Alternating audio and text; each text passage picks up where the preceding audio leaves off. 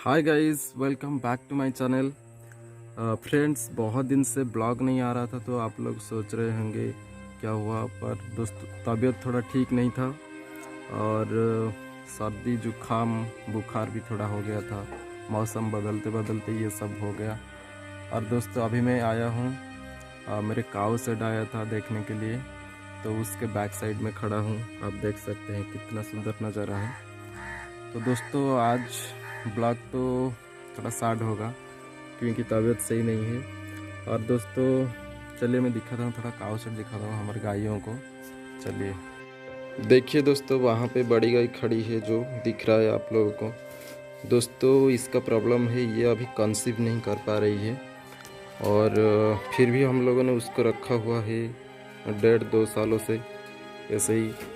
क्योंकि जब हम लोग उससे ख़रीद के लाए थे तो वो दूध दे रही थी और हमारे बच्चियों को बहुत ज़्यादा उसमें हेल्प हुआ था। तो अभी हम उसे ऐसे ही हटा नहीं सकते, उसको रखेंगे, फिर जब कोई आएगा लेने के लिए उसको देंगे।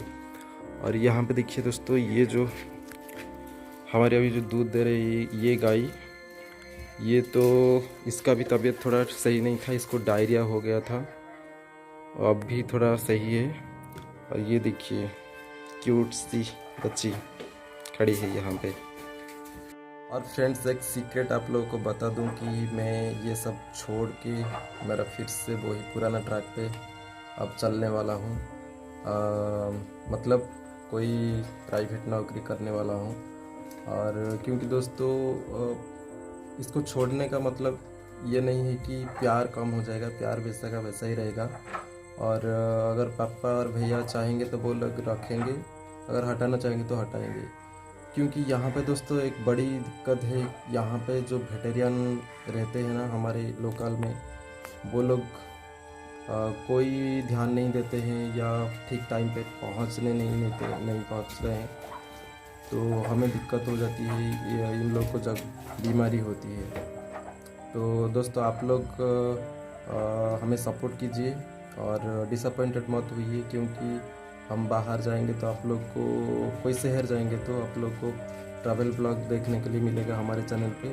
तो दोस्तों चैनल को सब्सक्राइब कर दीजिए और गांव वाला को सपोर्ट कीजिए। आपका कीमती समय देके हमें प्यार दीजिए और हमें आगे बढ़ने के लिए सहायता कीजिए। तो चलिए मिलते हैं एक इंटरेस्टिंग वीडियो में। Tata bye bye.